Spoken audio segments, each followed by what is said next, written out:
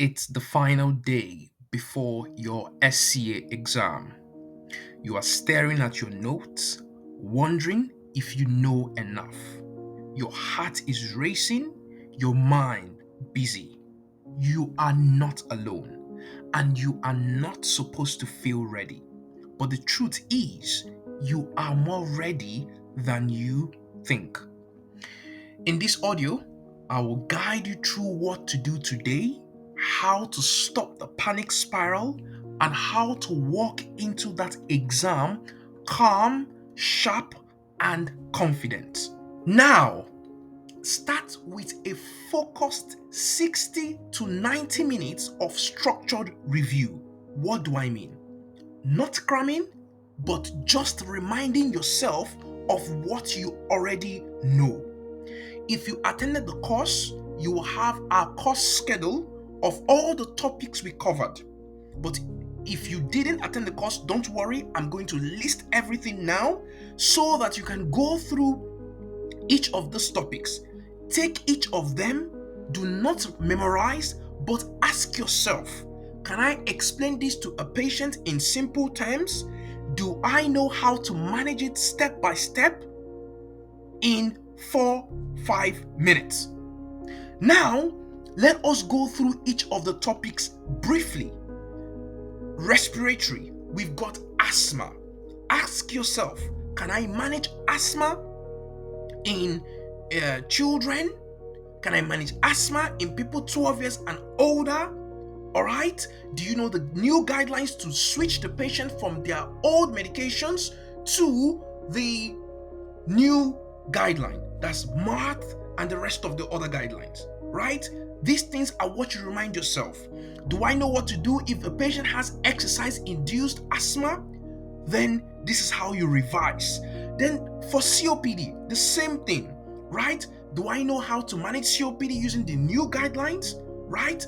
And do I know the difference between poorly controlled COPD and acute exacerbation of COPD? Can I explain it well? Do I know the management? Do I know the things to do?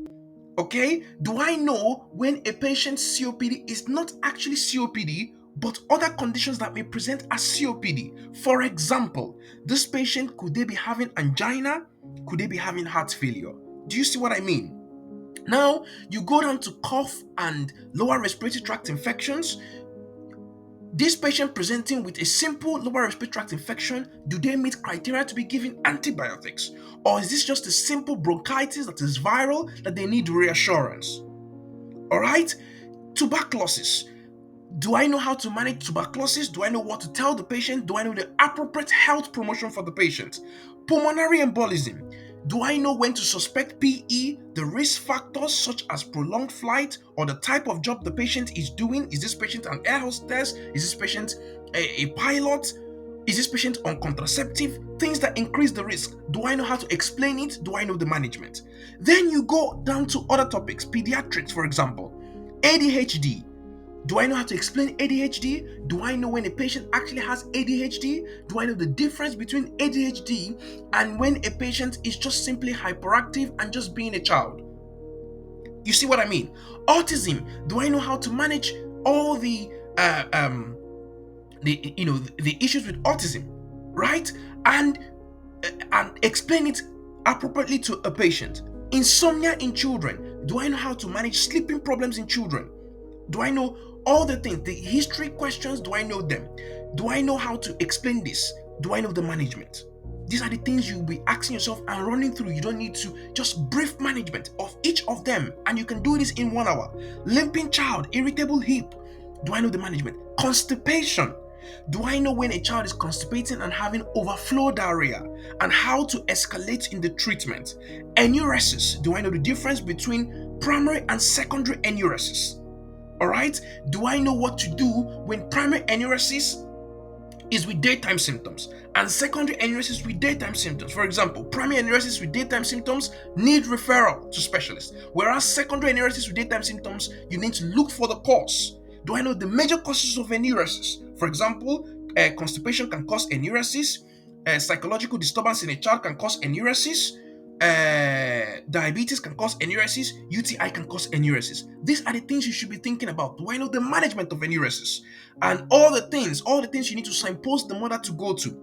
Conjunctivitis in children, viral upper respiratory tract in children.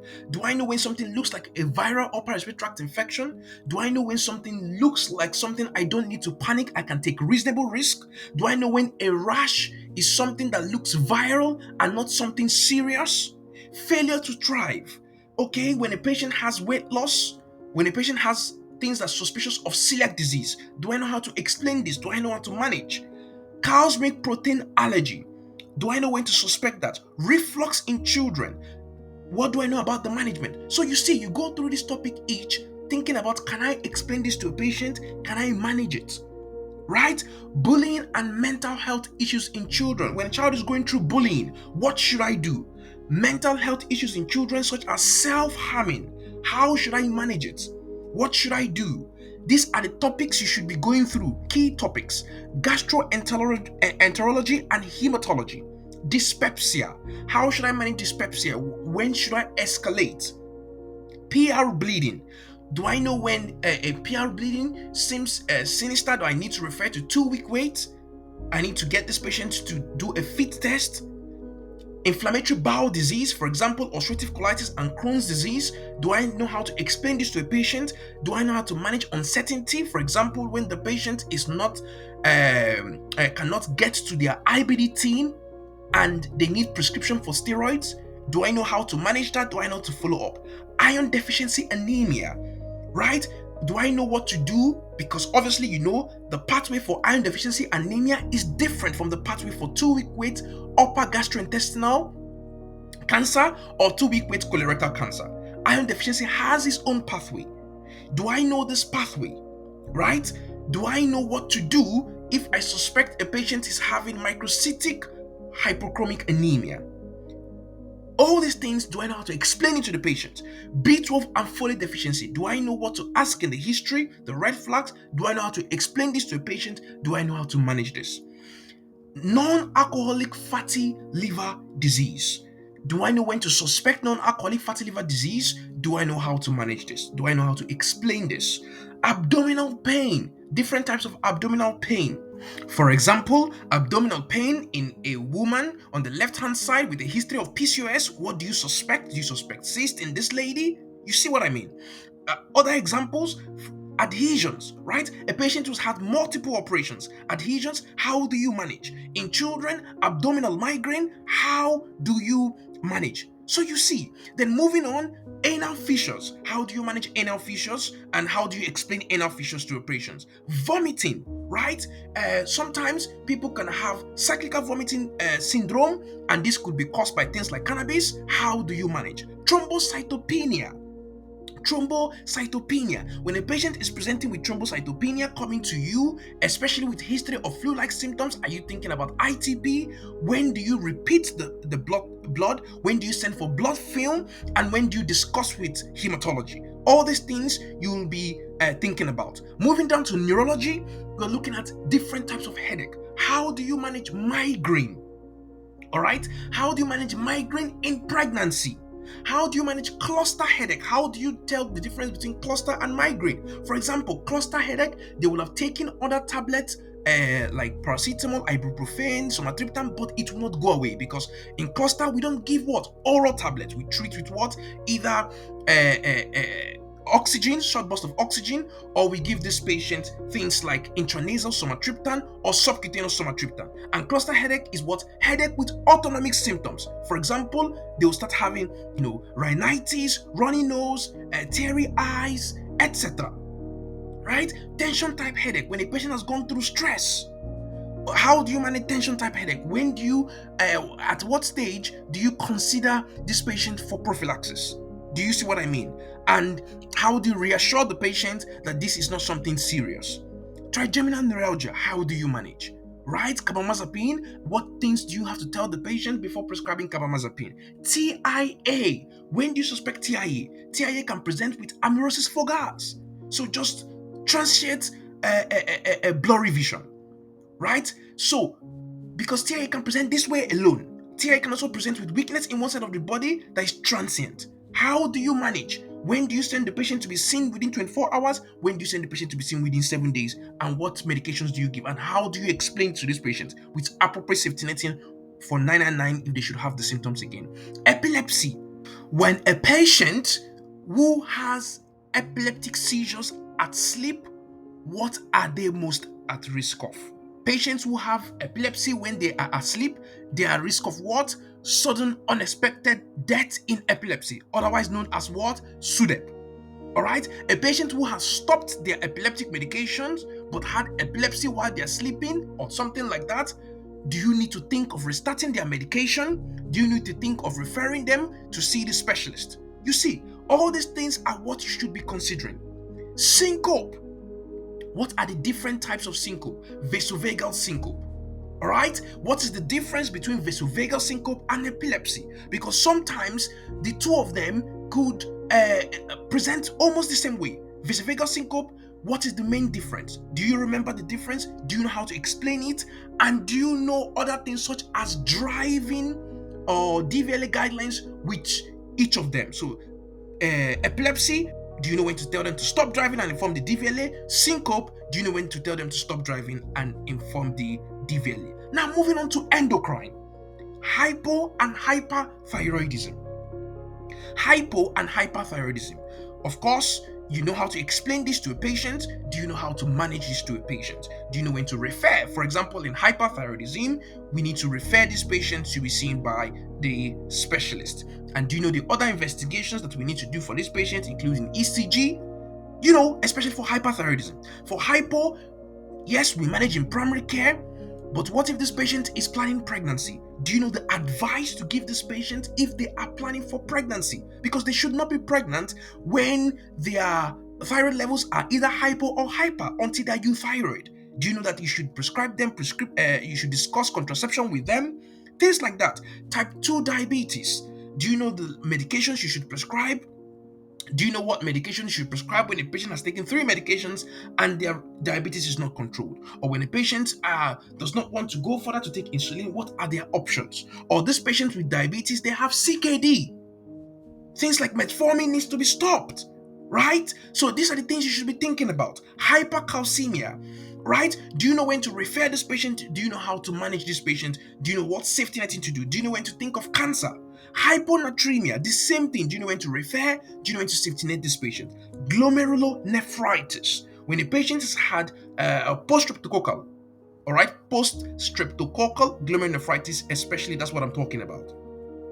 Do you know when to suspect this, especially after a sore throat and the patient is coming in with a pink-colored urine or hematuria? Do you know what to do? Hematuria in a man that needs 2-week wait. All right, especially for older men. Do you know when to refer? Chronic kidney disease. Do you know how to explain this to a patient in a way the patient will not be scared and they will understand? Do you know the management, the health promotion, use of the 4-variable risk equation to determine the patient's risk of needing renal replacement therapy in the next 5 years? These are the things you should be considering. Now, moving on to ethics. Dealing with a patient's complaint about your colleague, you should comfortably know the complaint procedure in your surgery and how to go through this. All right? Domestic violence. Do you know the different types of domestic violence? How to recognize domestic violence? Charities to signpost the patients to? And for example, some situations that may not appear as domestic violence. A pregnant woman who comes to you telling you that her partner, ever since she got pregnant, has been very controlling. The partner stops her from drinking alcohol. The partner stops her from coming back home late. The partner always ensures she's always eating, making sure she never goes hungry, even when she does not want to eat.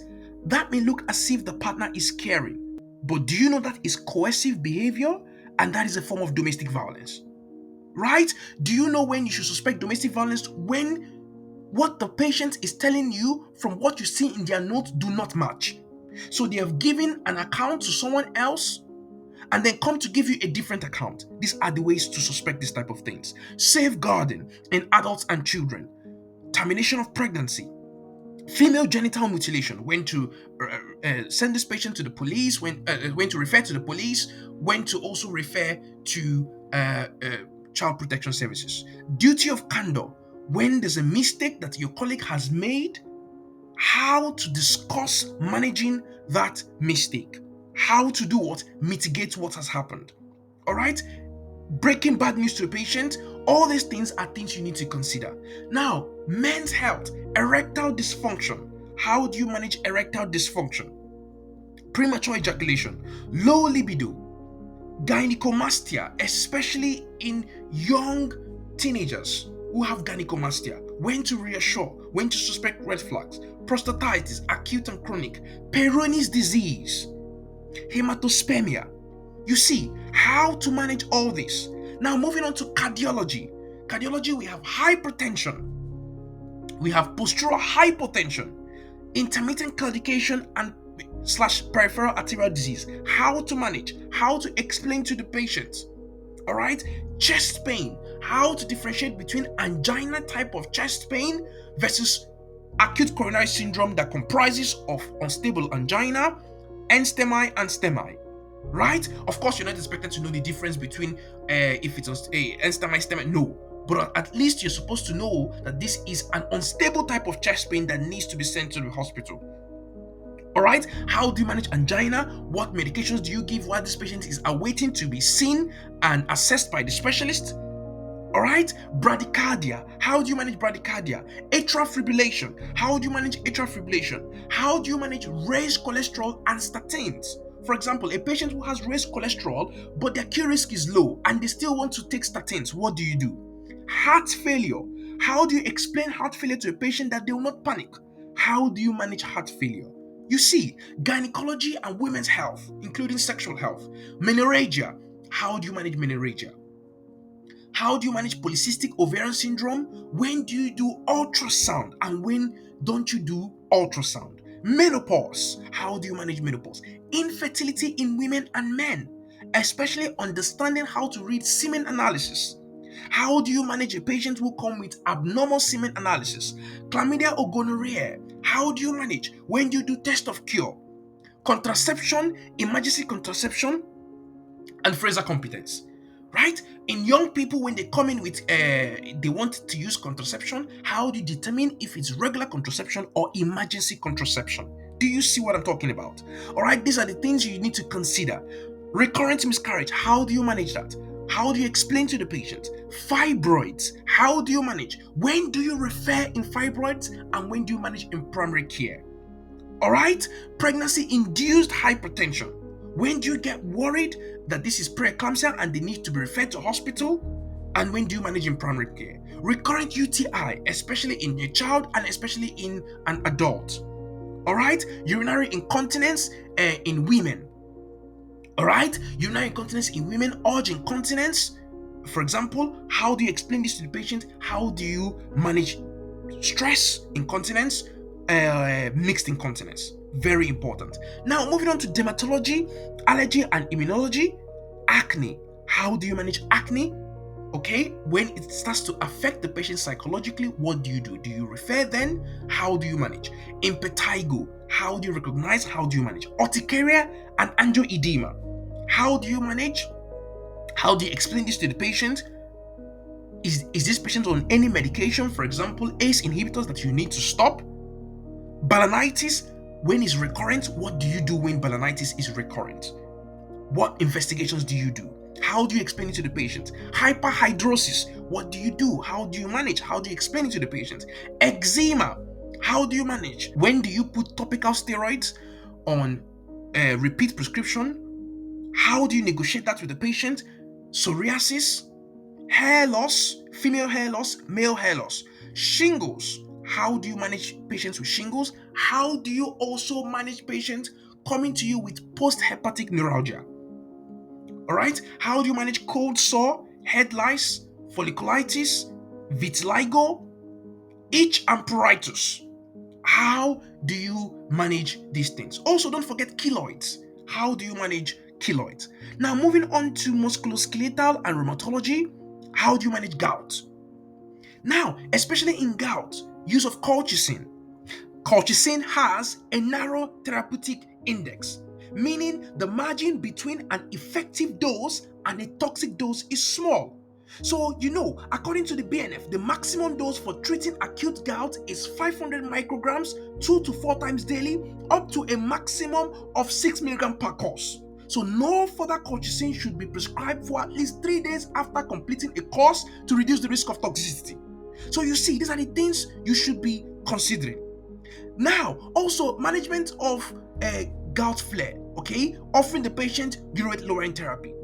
Moving on, rheumatoid arthritis, ankylosing spondylitis, Paget's disease, vitamin D deficiency, especially when it's presenting with abnormal ALP, Raynaud's disease and its management, osteoporosis and its management, when to do FRAX score, when to do DEXA, or when to go ahead and treat without the need for DEXA and FRAX. You see, osteoarthritis, how to manage this patient and how to tailor this management to suit this particular patient in front of you.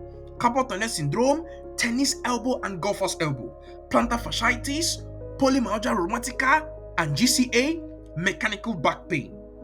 Alright, moving on to ENT and eye, obstructive sleep apnea. Explain this in a patient-centered manner and management, and also putting in consideration DVLA guidelines. Is this patient driving? What type of job is this patient doing? Not just driving. What about this patient, if this patient is operating machinery? Otitis media, especially in children. When to give antibiotics, when not to give antibiotics. Dizziness and BPPV. Epistaxis, pterygium, management of pterygium. Red eye, squint. Now, moving on to travel health and infectious diseases. Hepatitis A, very important to understand how do I explain hepatitis A to a patient. All right, when do you refer this patient to the health protection unit? Okay, how do you manage the contact of this patient? People who live at home with this patient. Traveler's diarrhea, malaria, these things are important. Moving on to elderly medicine, palliative care, and other general GP presentations. Management of tired all the time. Okay, management of patients who present with tired all the time. Patients who present with post-chemotherapy fatigue. Patients who present with post-viral fatigue. These things are very important. Multiple myeloma, okay? Learn interpretation of blood tests that may represent multiple myeloma together with the patient's symptoms. How do you explain this condition to the patient, and how do you manage? Parkinson's, all right? Dementia, and then palliative care. Moving on, DNA CPR. How do you communicate with the patient who wants to have DNA CPR? Okay, then de-prescribing. Knowing when to de-prescribe. All right, for a patient who is end of life, palliative care, knowing when to de-prescribe is very important. Genetics. Adult polycystic kidney disease, very important. A patient presenting with adult polycystic kidney disease and they also want their children to be screened for this condition. How do you discuss it with them? How do you negotiate? BRCA gene, all right? Familial hypercholesterolemia. AAA, abdominal aortic aneurysm. When a patient is presenting with AAA, if they are a group 2 driver, when should they stop driving? All right, when it gets to 5.5, they need referral to see the specialist urgently. Okay, all these things are what you should consider. Hemophilia, very important. Now, moving back to AAA, it's also very important to consider when should their first degree relative, the brother, the sister, the children, screen. At what age should they screen? Because it's going to be different from the national screening program where they screen men. All right, now moving on to mental health. Depression with alcohol. Okay, depression on itself alone. How do you manage this? Post-traumatic stress disorder. Now, PTSD can present in different ways. Okay, a patient with PTSD is not always a veteran. It's not always people in the forces. All right, in the armed forces. People can experience PTSD. For example, rape victims can experience PTSD, and this may affect their relationship. How do you manage a rape victim who has suffered with PTSD? Also, people who have been admitted in ICU for a long time, post-ICU syndrome, they could get PTSD. So this is very important. Anxiety and panic attacks. How do you manage anxiety, especially with requests for diazepam? Okay, also flight anxiety. How do you manage flight anxiety? How do you manage requests for diazepam in a patient who is requesting to fly? Because we're not prescribing diazepam anymore for flight anxiety, right? And again, propranolol is not also used again for anxiety and panic attacks. So how do you manage these symptoms? What do you do with the patient?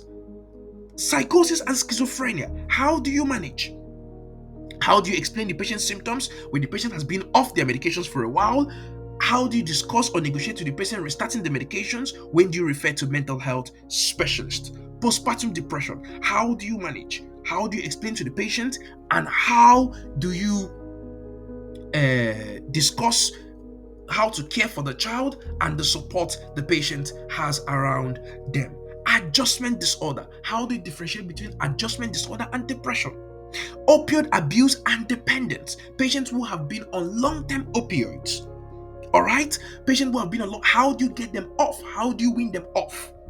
All right, methadone request, all these things are important. Okay, a patient who is requesting for methadone, what do we do? These are the things you should be going through before this final days of your exam.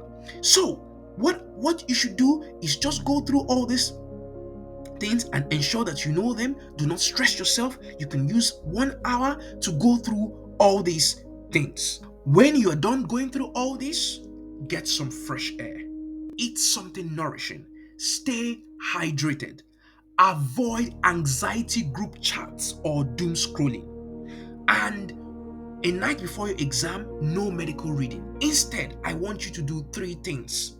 1, tell yourself, I have every reason to pass this exam because I have prepared well. That's number 1. Number 2, tell yourself, I am grateful that I am at this stage of my career and sitting this exam because I know I'm going to pass and prove I can be an independent GP. Number 3, tell yourself, I can handle whatever case I am given. Say it very loud to yourself. I can handle whatever case you are given. These things are positive affirmations you should say to yourself before you sit the exam. And you would see this will help you to remain calm. And please try to sleep. All right? Try to get good sleep. Go to the exam and be natural. Relax because you are there to pass. You are there to succeed. And there is nothing that can take that away from you. You are a primary care physician and you've been destined for this, and you will get this. Now, go in there and show them the GP you already are. If you found this helpful, share it with someone who is sitting the SCA exam. Thank you very much.